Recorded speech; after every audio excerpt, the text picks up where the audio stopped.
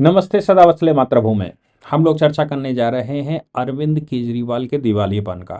दिवालियेपन से मतलब जब चुनाव शुरू होते हैं तो हर लीडर के कॉन्फिडेंस से और उसकी बातों से और उसके द्वारा की जाने वाली प्रेस कॉन्फ्रेंस या उसके द्वारा कही जाने वाली बातें, उनके लीडर्स के द्वारा कही जाने वाली बातें सामने आती हैं, तो उससे बिटवीन द गैप्स समझ में आता है कि आखिर उसके दिमाग में चल क्या रहा है।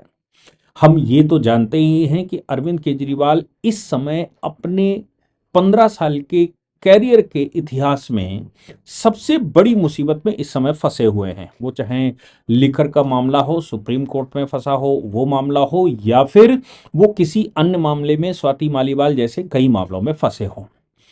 दिल्ली में स्कैम का यानी कि घोटालों की सूची भी बहुत बड़ी है। जितने मामले उन्होंने कहे उतने सभी मामलों में घोटाले। जब वो कहते हैं कि हम बच्चा फ्री पढ़ाते हैं, एजुकेशन देते हैं, एजुकेशन में कमरों का घोटाला, कॉपी किताब, ये वो घोटाले। वो कहते हैं मोहल्ला क्लिनिक बनाते हैं तो उसमें घोटाले। वो कहते हैं कि हमने क्लासरूम बनाए तो उसमें घोटाले। वो कहते हैं कि हम सीवर सफाई अभियान चला रहे हैं तो उसमें घोटाले। और ये घोटाले कोई ऐसा नहीं है कि कोई कोई बीजेपी वाला स्टेटमेंट दे रहा हो या कांग्रेस का व्यक्ति स्टेटमेंट दे रहा हो।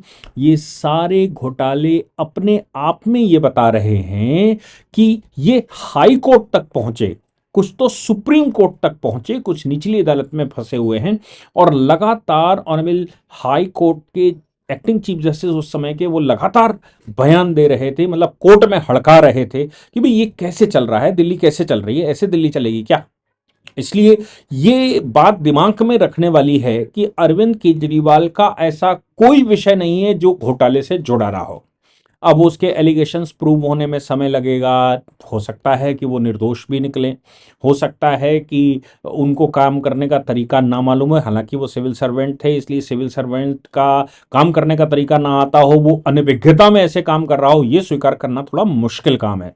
लेकिन फिर भी मेरा मानना बिल्कुल साफ है कि जब तक न्यायालय का कोई निर्णय ना आ जाए तब तक केवल एलिगेशन कहे जा सकते हैं, वो फाइनल नहीं कहे जा सकते। वो बाद में तय होगा कि वाकई में फाइनल के। लेकिन ये बात तो तय है कि जहां आग होती है वहीं पर धुआं उड़ता है। अगर आग नहीं तो धुआं नहीं निकलता, अगर धुआं भी निकल रहा है तो कहीं ना कहीं आग तो सुलग ही रही है। आज अरविंद केजरीवाल जी ने जो प्रेस कॉन्फ्रेंस करके वार्ता की, उस वार्ता ने स्थिति एकदम स्पष्ट कर दी। और वो उनकी जो अंदर की बेचैनी है वो झलक रही थी उस प्रेस कॉन्फ्रेंस में। क्योंकि अरविंद केजरीवाल जो राष्ट्रीय विषयों को लेने वाले हैं, जो मोदी जी के ऊपर प्रहार करने वाले हैं, जो देश के ऐसे मुद्दे लेकर आते हैं जिनसे उनका आभा बढ़ता है, वो अगर एक विधानसभा की चर्चा करे, विधानसभा के कैंडिडेट की चर्चा करे, और वो भी इर्रेलीवेंट टाइप, इलॉजिकल टाइप, तो बड़ा मुश्किल काम है। क्योंकि मेरा मानना यह है कि वो अगर परवेज वर्मा के ऊपर सवाल खड़े कर रहे हैं तो परवेज वर्मा वेस्ट दिल्ली से चुनाव लड़े थे, मतलब एमपी थे। अभी वो नई दिल्ली कॉन्स्टिट्यूएंसी में विधानसभा में है। नई दिल्ली लोकसभा में जिस समय वो लोकसभा में हुआ करते थे, उस समय मीनाक्षी लेखी जी वहां से रिप्रेजेंटेशन कर रही थी। उसके बाद बांसुरी स्वराज वहां से रिप्रेजेंटेशन कर रही हैं। और परवेज वर्मा का नई दिल्ली कॉन्स्टिट्यूएंसी की लोकसभा या विधानसभा से कोई लेना देना नहीं था। और भारतीय जनता पार्टी में तो ये सबको मालूम होता है कि टिकट किसको कहां से मिलेगी, कौन कहां से चुनाव लड़ेगा, ये किसी को नहीं मालूम होता है। अंतिम दिन मुख्यमंत्री का कैंडिडेट भी, जो मुख्यमंत्री रहा हो, उसका भी टिकट उसको मिल जाएगा, उसकी लॉटरी लगेगी, ये आवश्यक नहीं लगता है। ये कई इलस्ट्रेशन सामने आ चुके हैं।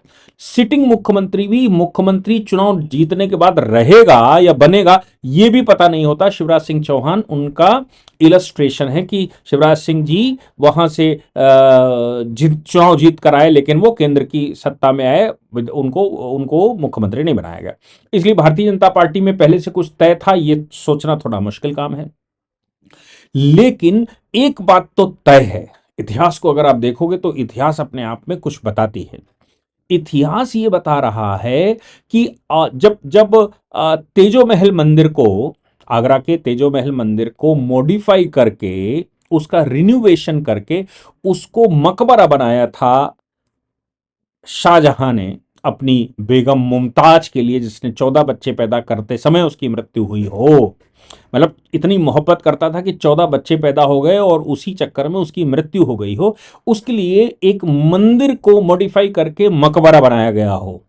लेकिन उसका परिणाम ये निकला कि वो तेजो महल मंदिर, या फिर ये कहा जाए कि वो मकबरा, इतना अशुभ साबित हुआ, तेजो महल मंदिर का इतना प्रभाव पड़ा, या फिर वो मकबरा इतना अशुभ साबित हुआ कि अपने बेटे औरंगजेब ने ही उसकी गिरफ्तारी कर ली और उसको लाल किले में, आगरे के लाल किले में बंद किया, दूरबीन उर्बीन का एक स्थान बना दिया, बोले ताजमहल देखो तुमने ये ताजमहल बनवाया है।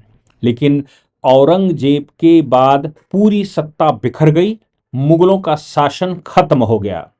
यहां एक पेंच मिलाने वाला यह है कि अरविंद केजरीवाल जेल गए, हालांकि वो जेल उसने भेजा था तेजो महल मंदिर तोड़कर, इन्होंने जो जो मकबरा बनवाया था उसके बाद उसकी अपनी राजनीति थी। लेकिन अरविंद केजरीवाल घोर करप्शन यानी कि लिकर के मामले में, दारू फ्री बांटने के, एक पर एक फ्री, और ये घोटाला और ये दुकानों का आवंटन और ये वो सब साउथ लॉबी से मिलकर किया, उसमें अरविंद केजरीवाल जेल गए। अरविंद केजरीवाल देखो वहां जेल भेजा औरंगजेब ने उनको, मतलब कुल मिलाकर सत्ता परिवर्तन हो रहा जेल जाकर, गिरफ्तारी होकर, कैद होकर। यहां पर भी अरविंद केजरीवाल सिटिंग मुख्यमंत्री जेल गए, लंबे समय तक इस्तीफा नहीं दिया। उसी समय सत्ता परिवर्तन हुआ, सब्सिक्वेंटली आतिशी बैठी। क्या आतिशी के बाद जैसा औरंगजेब के बाद हुआ और सीधा सत्ता खत्म होती चली गई, क्या वैसे ही आतिशी के बाद भी सत्ता खत्म होती दिखाई दे रही है?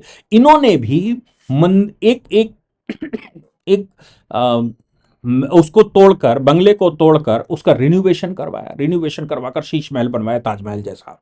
वो ताजमहल था, ये शीश महल था।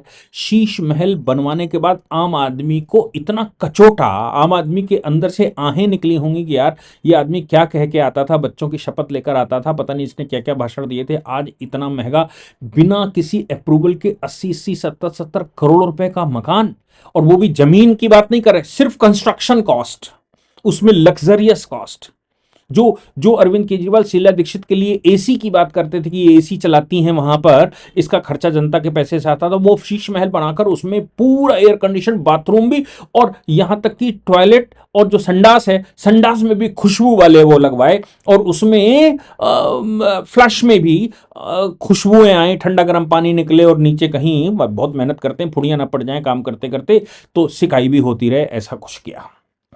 नतीजा ये निकला कि उसने ताजमहल बनवाया था, जेल गया, इन्होंने शीश महल बनवाया था, जेल गया, उसके बाद औरंगजेब बैठा और इधर आतिशी बैठी, और उधर औरंगजेब के बाद सत्ता खत्म हो गई, इधर क्या आतिशी के बाद सत्ता खत्म होती दिखाई दे रही है या कमजोर शासक बैठते दिखाई पड़ रहे हैं? ये बात आज अरविंद केजरीवाल की प्रेस कॉन्फ्रेंस से आई। उनका कहना था कि परवेज वर्मा, चूंकि परवेज वर्मा नई दिल्ली कॉन्स्टिट्यूएंसी से 3 दिग्गज लड़ रहे हैं, अरविंद केजरीवाल खुद लड़ रहे हैं। उनसे जब सवाल किया गया कि कहीं और से भी लड़ूंगा, उन्होंने नहीं, केवल एक ही जगह से लड़ूंगा, यहीं से लड़ूंगा, यहीं से लड़ूंगा, यहीं से लड़ूंगा। शीला दीक्षित जो कि विकास पुरुष दिल्ली की मानी जाती हैं, उनके बेटे संजीव दीक्षित उसी कॉन्स्टिट्यूएंसी से चुनाव लड़ रहे हैं, क्योंकि शीला दीक्षित की इमेज अभी भी दिल्ली में बहुत अच्छी है। उधर साहेब सिंह वर्मा जो कि दिल्ली के मुख्यमंत्री वो भी थे और सफल मुख्यमंत्री माने जाते हैं, उनके बेटे साहेब सिंह वर्मा जी के बेटे ये परवेज वर्मा चुनाव लड़ रहे हैं। अब परवेज वर्मा चुनाव लड़ रहे हैं भाई, अभी तो लिस्ट निकले 1 हफ्ता भी नहीं हुआ, लेकिन अरविंद केजरीवाल ने परवेज वर्मा, पूरी दिल्ली की राजनीति छोड़कर, पूरी दिल्ली को एड्रेस करने को छोड़कर, पूरी भारतीय जनता पार्टी को एड्रेस करने को छोड़कर, मोदी जी को टारगेट करने के बजाय परवेज वर्मा को टारगेट किया है। इसका मतलब बिल्कुल साफ होता है कि क्या नई दिल्ली कॉन्स्टिट्यूएंसी से अरविंद केजरीवाल चुनाव हार रहे हैं, परवेज वर्मा से हार रहे हैं। एक बात और है कि ये तीनों ही मुख्यमंत्री मटेरियल हैं, परवेज वर्मा भी मुख्यमंत्री मटेरियल हैं, संजीव दीक्षित भी मुख्यमंत्री मटेरियल हैं, और अरविंद केजरीवाल अभी अभी करप्टेड मुख्यमंत्री की कैटेगरी में आ ही गए हैं। तो सवाल यह पैदा होता है, दोनों वो मुख्यमंत्रियों के, पूर्व मुख्यमंत्रियों के बेटे हैं, ये अभी पूर्व मुख्यमंत्री हो चुके हैं।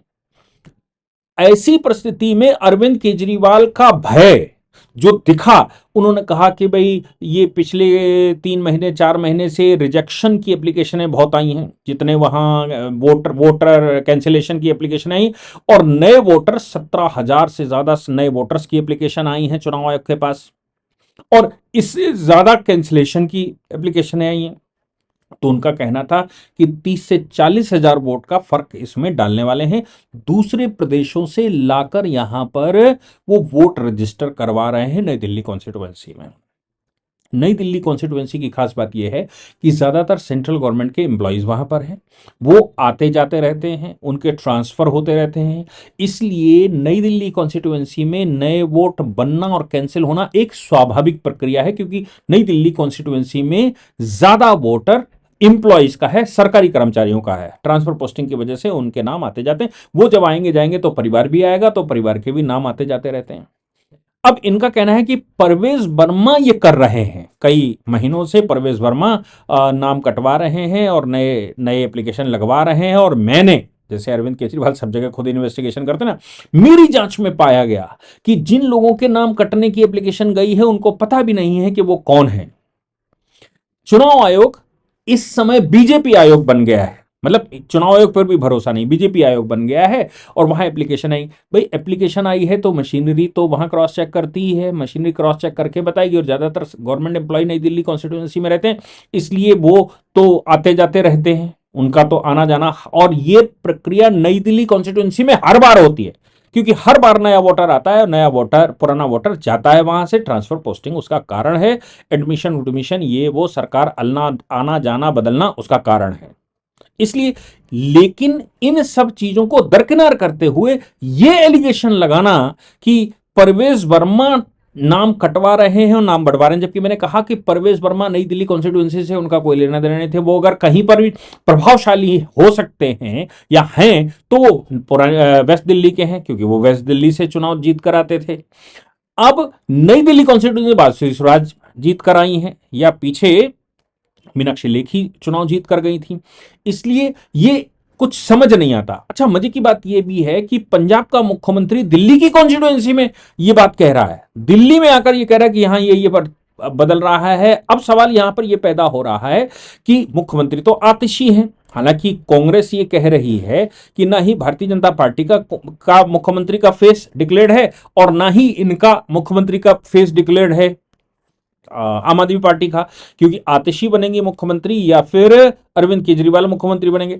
अरविंद केजरीवाल ने जिन कारणों से इस्तीफा दिया था वो कारण तो खत्म नहीं हुए, और अभी सुप्रीम कोर्ट ने उनको मुख्यमंत्री बनने से रोक रखा है, मुख्यमंत्री के काम से रोक रखा है, ऐसा कोई रिलैक्सेशन तो दिया नहीं है कि वो मुख्यमंत्री बन सकते हैं या मुख्य दोबारा चुनाव जीत कराएंगे तो करप्शन के चार्ज उनके खत्म हो जाएंगे, और ये संभव नहीं है, क्योंकि जयललिता के मामले में सुप्रीम कोर्ट ने यह कहा था कि संविधान से चलता है, लोगों के वोट से नहीं चलता। लोगों के वोट से प्रतिनिधित्व तो हो सकता है, लेकिन बाकी संवैधानिक प्रक्रिया पूरी करनी पड़ेगी, कानून पूरा करना पड़ेगा। अगर कानून मना करता है तो वोट से मैंडेट केवल ये तय नहीं करवा सकता कि वाकई में वो व्यक्ति करप्ट है कि नहीं है, वो व्यक्ति दोषी है कि नहीं है। दोषी तो न्यायालय ही बताएगा, वो पार्टिकुलर मुकदमा बताएगा।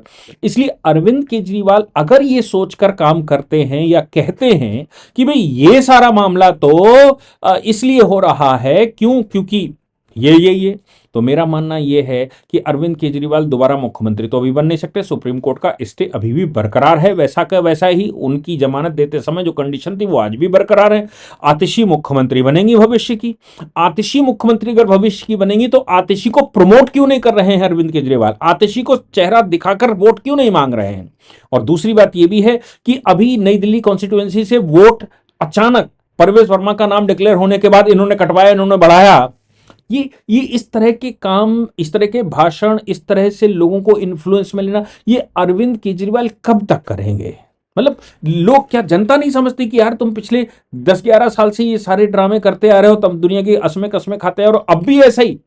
मुझे लगता है कि आज अरविंद केजरीवाल की प्रेस कॉन्फ्रेंस ने, जैसा मैंने कहा, यह बता दिया है कि अब विजन दिल्ली उनका नहीं है, अब उनका विजन यह है कि वो किसी तरह विधायक बन जाएं। अब उनका विजन आतिशी या दिल्ली सरकार बनाना नहीं है, अब उनका विजन यह है कि वो राजनीति में केवल अकेले जीवित रह जाएं ताकि उनकी राजनीति चलती रहे, क्योंकि अगर दिल्ली में लहर चली दिल्ली तो लहर की ही वोट होता है, क्योंकि मोस्टली वोट बाहर से आता जाता है। तो दिल्ली में अगर लहर चली किसी दूसरी पार्टी की, बीजेपी या कांग्रेस की, तो इनका सूपड़ा साफ हो जाएगा। दिल्ली हमेशा से ऐसी ही रही है, ऐसे ही वोट करती रही है। तो फिर क्या अरविंद केजरीवाल की राजनीति जड़ से खत्म होने वाली है? क्या अरविंद केजरीवाल भविष्य में जगदंबिका पाल बनने वाले हैं? ये सोचने के विचार हैं। मुझे लगा बिटवीन द लाइंस ये जो घबराहट है, ये जो उनकी समस्या है, ये सामने आ गई है। और अब अरविंद केजरीवाल बौखलाहट में इस तरह की प्रेस कॉन्फ्रेंसेस करने लगे हैं। जय हिंद, जय भारत, वंदे मातरम।